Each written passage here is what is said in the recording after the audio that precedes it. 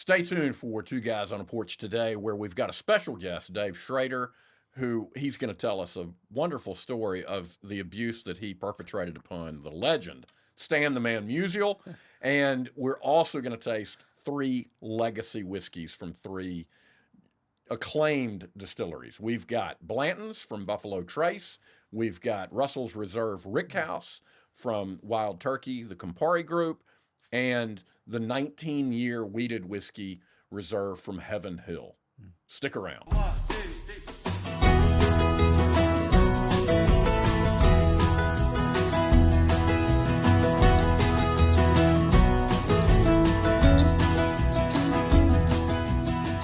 Welcome to Two Guys on a Porch. I'm Jason. This is Bradford. As always, we have Kimber with us, and here we are back on the porch after a great field trip up to Bardstown, Kentucky. We're back on the porch with the glass filled with the flavor of friendship and a fellowship stick. But we're not alone on the porch today, Bradford. We have friends. But before we get into that, be sure to like and subscribe. Pound that like button. Pound the subscribe button. Because it's called the Kettle Black. We want to stay on the porch, and we like doing this, but we need your support to do so. So please be sure to like and subscribe. Jason, you're in rare form today. How so? I pronounced everything correctly? You did! I'm so impressed. Yeah, well, I wonder if the weather doesn't help with that, because today, sitting on the porch, this is the last gasp of summer before fall engulfs us. It is a beautiful, I was going to say, springish, summerish day, but it's 72 degrees, sun's out. It's beautiful today on the porch, and as you said, we have a guest, one of my favorite people in all the world, my friend Dave Schroeder. Dave, we're so happy to have you here today. It is. Thank you for being here. It's a pleasure, guys. This is awesome. I am a fan of the podcast, and I was waiting, at some point, like whatever I have the honor of this. So, well, yeah. So a couple of reasons I really wanted to have you on. One, I love you and you're a wonderful friend. We've been in men's groups together, and we're going to be talking about community today, a topic on which you were an expert because of your vocation, and we'll have you talk a little bit about that. But the reason that I ever tried to drink whiskey was because of you.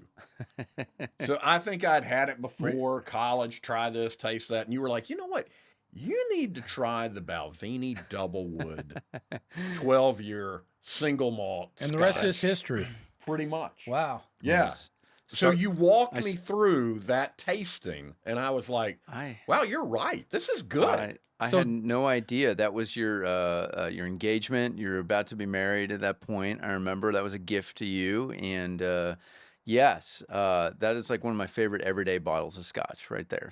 I still drink it. Yeah. So this podcast essentially is your fault. I don't know. Has this been a good or bad influence Oh, on it's him? been good. Jason, what do you Yeah. think? I don't know. Well, So, and we curated Yeah. we curated a tasting for you today, kind of honoring some of the legacy distilleries of Kentucky to try. Yeah, when you have a guest over, you bring out the good china, right? So we have an honored guest here today, so we brought the good stuff. Yeah, so we've got from Buffalo Trace Blantons. It's their mash bill number 2, which is a higher rye mash bill, and it's not just Blantons, which in 1982 was the first massed offered single barrel. Yeah. So it was right after the bourbon depression of the 70s. Now, Old Forester still holds the distinction of the first single barrel, but they really defined that market. Yes. Now, this is one of 200 bottles offered to the Parisians, as in Paris, France. So one of 200 bottles offered. Secondary market, it's about $1,000 a bottle. As Jason said, we brought out the good stuff. Second, from it's owned by the Campari Group, Wild Turkey, but really the old Austin Nichols distillery. So we've got Russell's Reserve, so named for legendary Eddie Russell. And this is their Russell Reserve Rickhouse. So it's a special annual release, barrel proof, about $400 or $500 a bottle. And then finally, from Heaven Hill, which is a family-owned distillery since 1935, we've got their Reserve Collection 19-year, which is a wheated whiskey, so not bourbon. So this is going to be at least a 51% mash bill with wheat. So that's what we're going to be tasting today. Okay. But to get in, before we get into that, and you can start tasting if you like. Yeah, I've already have. I've got the Blantons already, and Okay. wow, you're going to like this. Yeah. Excellent. Yeah, tell us a little bit about what you do. Sure. And why that ties into what we're talking about with community. Yeah. Thank you. Yeah. A couple different things. One, I do work in book publishing, and part of book publishing is You're with Thomas Nelson? I'm with Thomas Nelson, which is owned by HarperCollins, and which I love. I've been there in a couple different stints over the past 20 years in publishing. I love it. My mother was an editor, and when I moved here to town, since Jason, you were asking me earlier, I moved here trying to figure out what my calling was, and I knew I was always a book reader. I shouldn't say I was always a book reader. When I was out of college, I discovered books, I would say, for pleasure, and picked up Undaunted Courage. We talked about that, Stephen Ambrose's book, and I thought, wow, you can write a book about this grand story of discovering the West, especially from the perspective of an early nation. And I never turned back from books then. So I was 22, and I just knew, okay, this is a space I wanted to be in. So I moved here, and there was a book I was reading at the time when I lived in St. Louis before I moved, and I noticed it was published by Thomas Nelson. And I just thought, I'm moving to Nashville. I should check this out. And so, like anything, you move here to town, you just try and ask to get introduced to people. And I met a publisher that really started the conversation to ultimately getting a job that year, which I loved. And so I've been doing it ever since. So Wow. 20 years now. So you just cold called on Thomas Nelson? And Like anything, I wouldn't say cold call. I just worked through other writers or just people I met in different circles that introduced me to some of these people. So within, I would say, a couple months, I met the right people, and we struck up a friendship, and within a year after I was working there, something like that. So it was great. People were very helpful. The one thing I love about this town, especially when it comes to community, is people are willing to help each other, even if they don't know you that well. It just starts with a relationship. You meet the next person, discover what they're into, learn about, be inquisitive, be curious.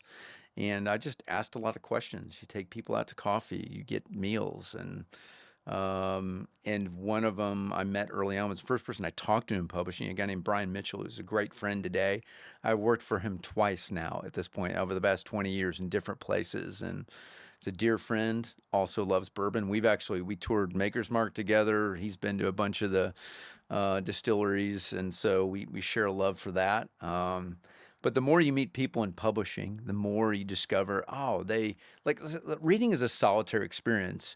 But the difference is when you're reading a book, you can't help but you want to talk to someone about it. You know, how sad would it be if you read a book and you just soaked it in and that was it? Like, if you don't have an outlet to really discuss, like, what are the ideas in it? What's the story that's worth, if it's a fiction novel or something like that, you can't spend time with others really digesting it, debating it maybe sometimes, then It's you're book missing. clubs. Book clubs, right. Yeah, my mother's been in book clubs for 45, almost 50 years. And yes, women understand that really well.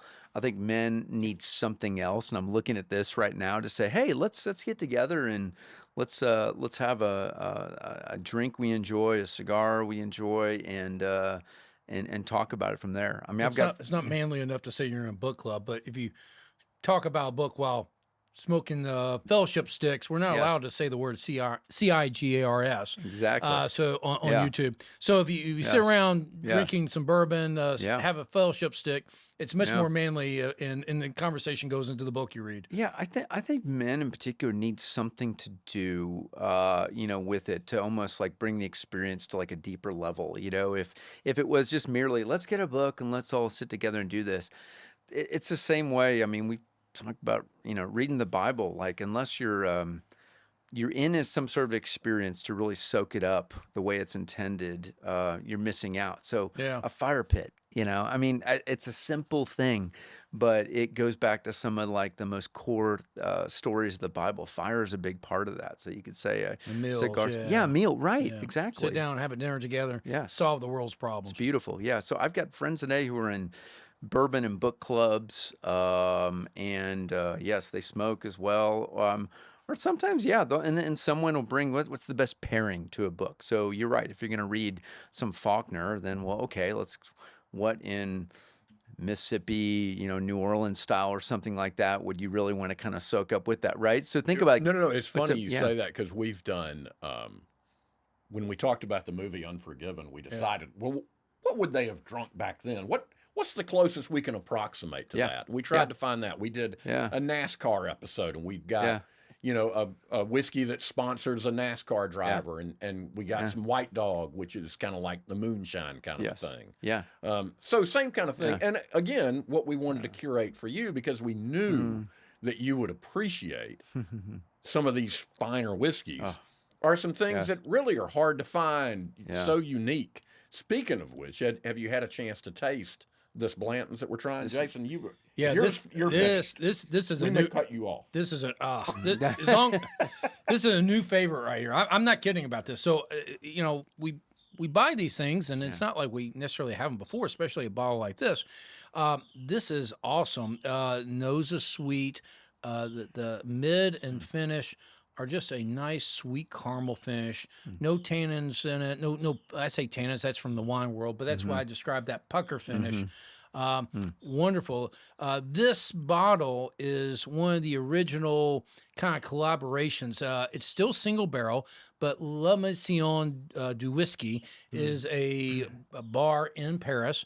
And so they come over to Blanton's and pick their barrel. And so that's why it's 200 bottles, because they picked this specific barrel, and they did a wonderful job. As we've talked about before, from barrel to barrel, you get a very different taste. And so they did an excellent job of picking this one particular barrel, and it's a favorite. I would highly recommend this. Yeah, Blanton's isn't one of my favorites, but this is really good. And I wonder because most Blantons we taste is in the 112 range, 115. This is 100. Yeah, and this is like you mentioned already. This is Buffalo Trace's number 2 mash bill, which has that rye. Yeah, but I swear to you, I don't taste the rye in this at all. Well, high rye for them is 12, 13%. So but it's still kind of like a wild turkey profile. It just adds character. Yeah, but I don't taste that rye spice that we typically taste. Even a Wild Turkey 101, you can taste that spice, and most people misinterpret that as the alcohol content, that spice. Oh, I can taste the alcohol in it, but it's the rye spice. This, not getting it all, albeit, like you said, it's a lower proof. You have to put that down now and try another. Okay. I don't know. You don't have to do it right now, but I'm putting it in your hand. That's the Russell's Reserve Rickhouse. So this is new. This is a recent release. This is a pickup. This is a 2024. Okay. They do have a 25 out. Right, but it's a recent release, 2024. We picked it up at Kentucky Bourbon Festival. And I'm not being sentimental, but that is actually signed by Jimmy and Eddie Russell. Shout out to the Kentucky Bourbon Festival. Get your tickets for next year. Unique experience. You can get things there you will not get elsewhere. Yeah. Like this bottle of signed, a single Rickhouse, signed by Jimmy and Eddie. So, going back a little bit to talking about community, would it be fair to say that you manage authors, or is that a little bit of a misnomer? It's they may not appreciate having no, that term not at all. No, a lot yes, of the I'm managed by Dave. No, one of the biggest. I'll say this: like I work with authors that we would call brand authors, meaning they've got a very deep backlist, and backlist means books that are a year or more older. And so let's just talk about a couple of those people may have heard of. John Eldredge, Wild at Heart, one of the best-selling Christian books ever. And that was the book I was referencing, by the way. When I first was looking to move down here, I picked up Wild at Heart, and I saw, Nashville, Tennessee, Thomas Nelson. And so that's what that was the book. And I've told John that. And that really changed your life. Yeah. And I had read it 3 times with a group of men, different groups of people. And love it still today. That is still a reason that one of his most impactful books. Sold over 7 million copies now. Yeah, I was going to say it has transformed, I think, men's relationships in Christian communities. I don't think that's too too far of a stretch to say. Yeah. The other kind of brand author that you're working with would be Max Lucado. Yes. So you laughing at you, sending that whiskey down the wrong pipe. Yeah, That's going to burn for a while. Swallow, then speak. Yeah. Oh, you got that. Whoa. Yeah, mix some I told cigar you. smoke with it, and you'll be fine. Speaking of which, Listeners, or viewers, or both, I am a very, I love bourbon, I love scotch, I love most whiskeys, and they all have a moment. I'm a lightweight compared to these guys, but I do know something that tastes good, and like, oh man, you're right, but like, you've got to take this in like good small doses. That's the way to appreciate it. And Yes. it's, oh gosh. Do you remember that scene from Sideways, even though it's about wine? Yeah. But do you remember scene They're where big in Pinots, yeah. yeah, exactly. But it's but you see Thomas Hayden Church, who, you know, he's got this wonderful glass of Pinot, and he just downs it. And I know, and it's driving Paul Giamatti's Giamatti, character yeah. just crazy. And then it's like, that's how you're supposed to do it. And then he looks at him like, are you chewing gum? He's just ruining this wine. wait, are and you chewing gum? I am not chewing Okay, gum. good. But I did go a little fast there, so there you go. Well, I can't talk. This is doing three things at once. You got to move on to the Russells. See, yes. we're done with the Blanton. You got to catch up, brother. This is tough. Hey, How am I going to why would last you do here? it? He's our guest. He can do no wrong on the porch. While you're doing that, I will say this while you're doing it too. Like, I toured Buffalo Trace earlier this year, and that was my first experience. So to me, like, I'm a student. So I'm like, as you're talking, I'm learning.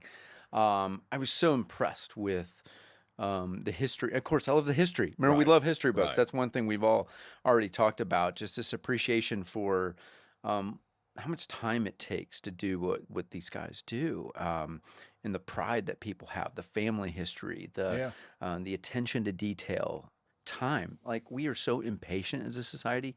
This takes time, to create, and I want to appreciate it. So the Blantons we take is average aged about 8 years. Wow. That's a long time to have inventory on the books, right? Yeah. Think how much life happens in 8 years. Yeah. I mean, now think about it. And you're College like, and med whoa. school right there. Right. Boom.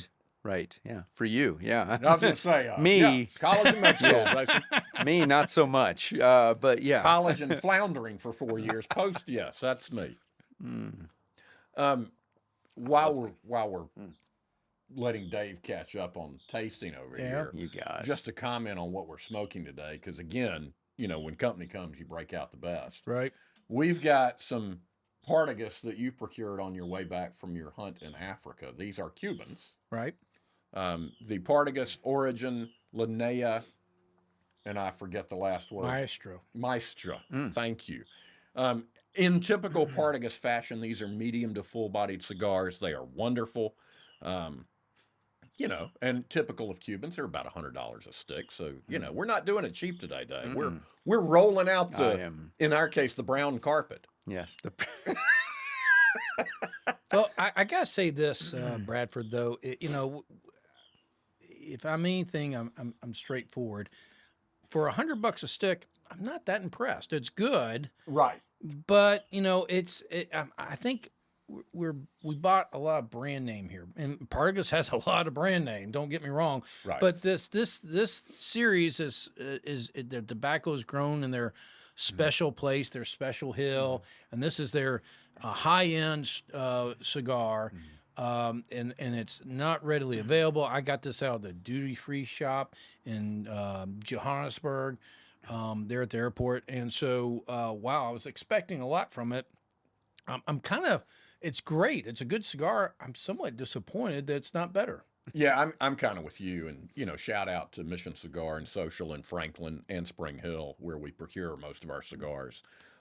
We will certainly go back to the group of cigars that we have from them and continue to take advantage of those. But it's nice to throw one in. And, it's one of those things that if it weren't a Cuban, we would just go, yeah, it's a good cigar.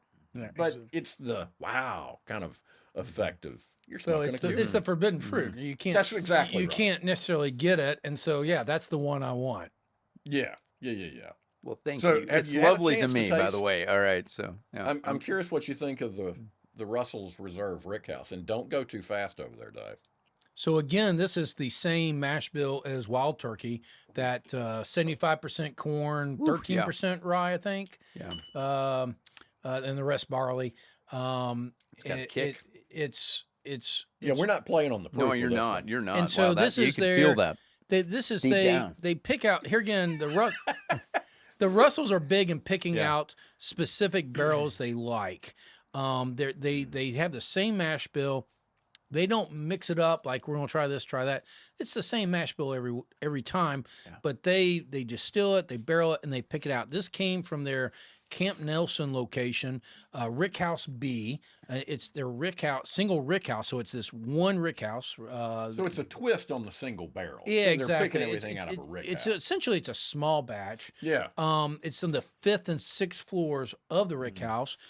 That tends to be the better barrels, hard for me to say, because that's where the temperature changes the most. It's most exposed to those temperature changes. The Rickhouses are typically metal, so it translates, transmits the temperature more readily.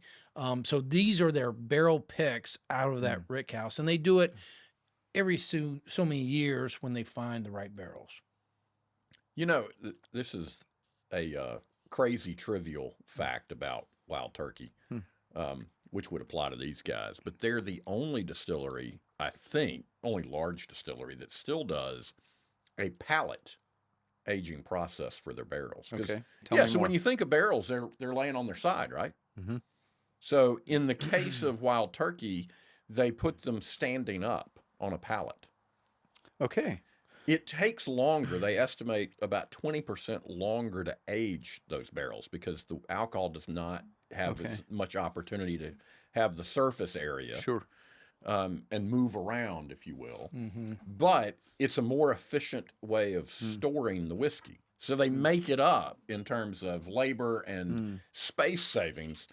So for whatever reason, it worked for them, and they still do it that way. Yeah, Okay. the Russells know what they're doing, so I wouldn't second guess them. But if we're keeping score, hats off to the Russells. But this single barrel from Blantons with the pick from La Maison is the better one so far. Your French is going to be better by the end of this. You think so? I just act like I know what I'm La doing. Maison du Whiskey. I got a quick story. You'll love this. Okay, please. I'm in college, and I was taking French because I waited too long because I'm studying history, and my French teacher was this beautiful French woman who had come over, and so for graduate school, and she stuck teaching this first level French class. And that had nothing to do with you picking this class. No, it really didn't. So I walk in, and she has us read things just to see how our pronunciation was. And so I read something like La Maison du Whiskey. And so afterwards she said, "Wow, you speak so beautifully. You should consider studying French." And I said, "I have no idea what I'm saying." I go on to fail the class, but there was something to be said for a beautiful French woman saying you speak French so beautifully. Oh yeah. Do you remember in the show The Wonder Years? Do you remember Oh, watching yeah. that growing up? Okay, so there's that funny scene where Kevin Arnold's in French class and he's in love with this girl who speaks, fluent French. And all Kevin knows how to say, and there is kind of like a dream sequence where like he's standing up and he's like singing to her, but he only knows one phrase. It's like "voulez-vous des beurre," which is "Do you want some butter?" He keeps repeating it to her over and over again, but it sounds so beautiful. But you're just dying as you're looking at this. But French sounds so wonderful. Yeah, I do not have that mastered. I do find it funny again, like the fact that the amount of bourbons I've had that have traveled the world and they basically come back to our area, which is fascinating. That's a story in itself. I mean, the fact of, you're right, like, what, boy, this went all the way to Paris. This has had just a journey, and here it is back here in Tennessee. Who'd have thought? Exactly. So, I know. Yeah. You get to appreciate that. Here's a non sequitur. It reminded me while I was telling a story of one of the stories you have that I love. Oh no. You mentioned growing up in St. Louis. Yes. Yes. And you worked at a golf course. Yes. I don't know if it was a summer or what have you, Mm-hmm. but you had an opportunity to interact Yes. with one of my childhood heroes. Yes, So yes. All right. tell us that story. Yeah, so I'm a like fifth generation St. Louis, and went to the same high school as my dad. Most of my family's from South St. Louis, and grew up as huge Cardinals fans. Well, we That's a moved baseball team for those of you listening. St. Louis Cardinals. Love Thank them you, or Dr. hate, love them or Obvious. hate them. They have a tremendous history. Just like The most if you- successful National League franchise in history. They still are, but Dodgers will be there pretty soon at this rate. So they're only what 1 or 2 behind catching up on them. So, but in terms of World Series, but nevertheless, yeah. So I worked. I moved back to St. Louis. I actually grew up in Kansas City. Then I moved back to St. Louis. So I went to the same high school as my dad, and I got a job as a caddy and I worked in pro shop and did a bunch of things. At a country club there. It was one where. A lot of very famous people, of old St. Louis, belonged. One of them was Stan Musial. Well, actually, I don't think Stan belonged there. But the Bucks did. So Joe Buck, Jack Buck. Jack Buck was the announcer for the Cardinals, and Joe Buck, before he became Joe Buck we know today on Fox, he was very young, and there was a day I was the greeter. The greeter, if you've been to a country club, you go and you drop your clubs off and there's a guy or two take care of you. That was my job. So there's a day I get the trifecta. I get, Stan Musial, Jack Buck, and Joe Buck. And my job is just take care of them. And just to put it in perspective, because I grew up a baseball fan. Yeah. Love the Cardinals. Yeah. Love Stan Musial. 4th in Major League history in terms of number of hits. I mean, he's played his entire career there. He was an icon. He's since passed on, but he had 3,630 hits, if I'm not mistaken, 475 career home runs. Yes. Yeah. First ballot Hall of Famer. I mean, just a star of the city. But yeah, beloved, received the Medal of Freedom, right before he passed away too. He just one of the kindest people. And, when you talk about like the heart of St. Louis, Stan Musial was the heart of St. Louis, still is in that way. But so the story goes, I was probably 16, I think, at the time. And so I took care of them, and they're supposed to, hit balls, warm up for the round. All it was Stan Musial and Jack Buck just sitting in the cart talking to me. They didn't warm up at all. They just talked to me and asked me questions about my life. Wow. Okay, so they spend their time 5-10 minutes doing that before they even play. So they go off and play, and then 4 hours goes by, and they come back. And it was one of those times where I'm obviously still working. It's crazy busy. Like a tournament just got finished, and I'm taking care of like 2 or 3 things at a time, which is dangerous for any high school kid. And I see Stan Musial walking up to me and say, "Hey, Dave, you remember my name too, my name." Wow. All right. Speaks a lot to his character. Yes. And so he says, "Dave, I've got to go get something inside. Could you take my, here are my keys and my shoes. Could you go and put them in my car real quick?" And I said, "Of course, Stan, I'll do it right away." So I went ahead and took care of Did that. you call him Stan? Yeah, Stan the man. You would say Stan the man. Stan the man. So I took care of that, and then I'm doing 2 or 3 other things at the time because this tournament just came in, and so finally Stan walks up, and Jack Buck's with him as well at that time. I don't remember where Joe went at the time, but Stan's like, "Okay, Dave, I'm ready to go. You got my keys?" So I'm kind of like, "Yeah." Stan, I give me a second. I think I left them in the cart. So I go back to the cart. They're not there.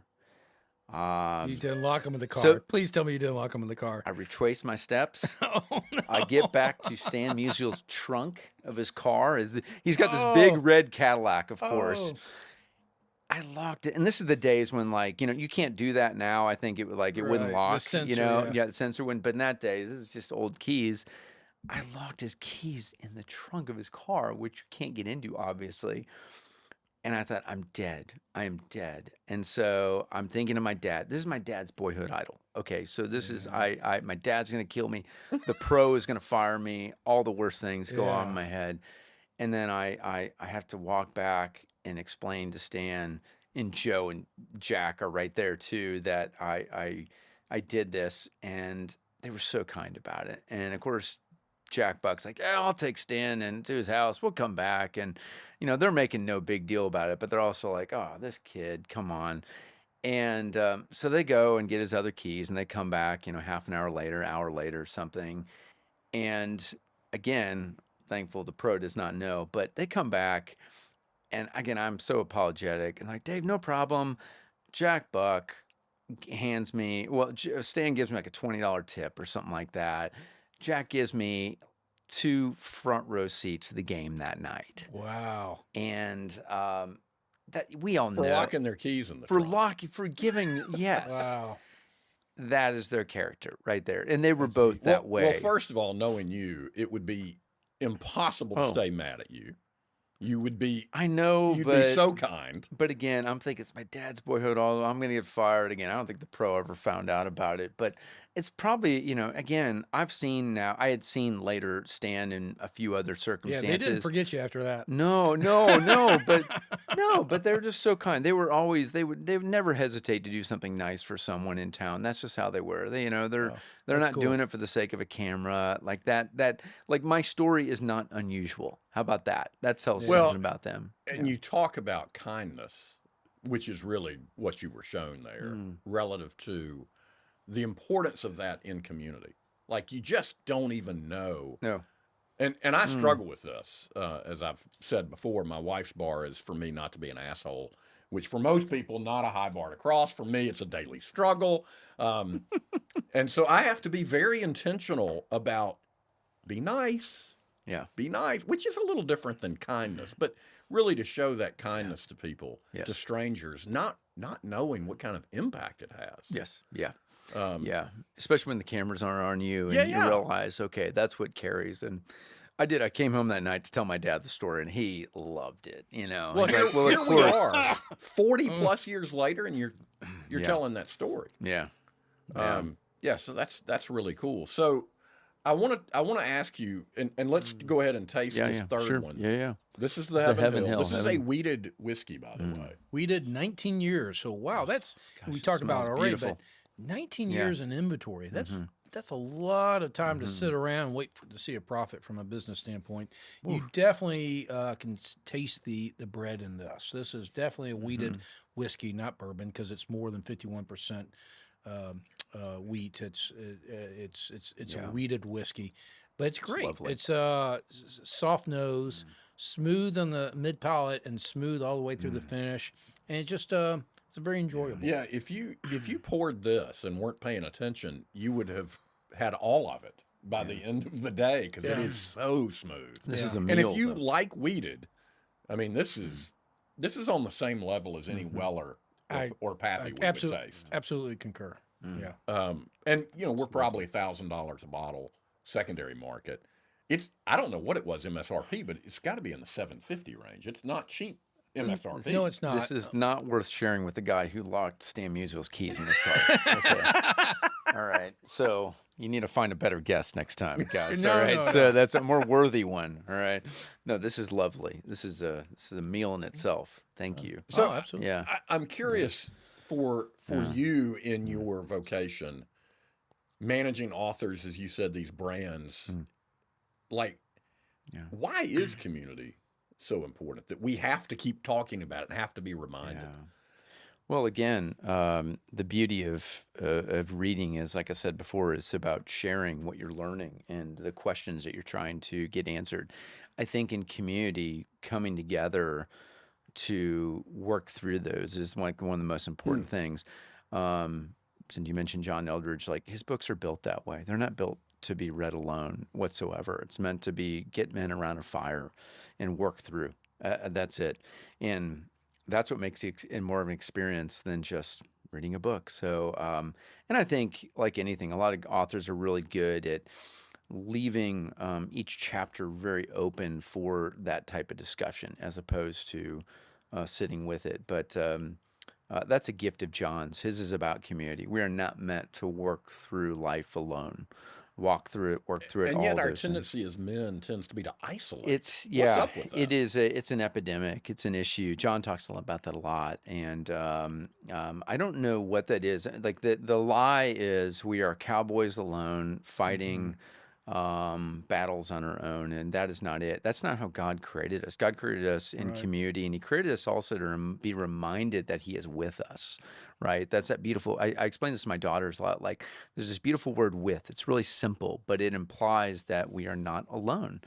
And it's littered through the Bible of God's presence being with us, but through using His Holy Spirit, through using the gifts of people He brings in our lives, that's it. I'll leave you one last story. Since we started with Scotch, my first kind of whiskeys were Scotch because I lived in Scotland for a while, and I was part of this. I lived in Glasgow, which is nothing against if you're from Detroit or something. I just use an example. It's like a big industrial city, and this was 2001, so kind of getting out of that, like the negative stage of what you thought of it, became a more cosmopolitan city. But it's full of people who just love each other at the end of the day. Yes, they love fighting in a way too. They're Scotsmen, but I was part of this community, this small church there, when I lived there, and I was part of a walking club, and that's a hiking club. They call it walking clubs.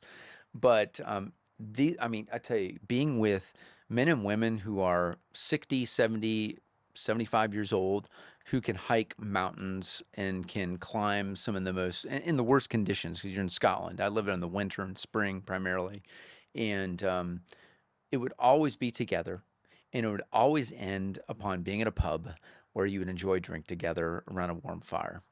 Never want to forget that. That's like, cool. Doesn't matter how old I get, how young someone is. Like, and I was invited into that community. It was mainly a lot of older people, but they were so kind, and they showed me a lot about what community is at an early age. I was 22 at the time. I thought, okay, and then it could have been a beer, but it was Scotch. It was whatever else, but it was more about what that environment does for the heart at the end of the day. And I love that. I treasured that. So every few weeks we'd go out hiking, and me to not forget that. Well, we want to continue this conversation, so we hope that you join us for another episode where we want to get to, well, how do you do it? So we've talked about the importance of community. So let's talk about some of the practical ways of doing it. You just mentioned one of being invited to be a part of a community, which you really, had no reason to be a part of, and yet they included you. Yes. And I think just today, sitting here having amazing whiskey, and Jason, let's hear your ranking here.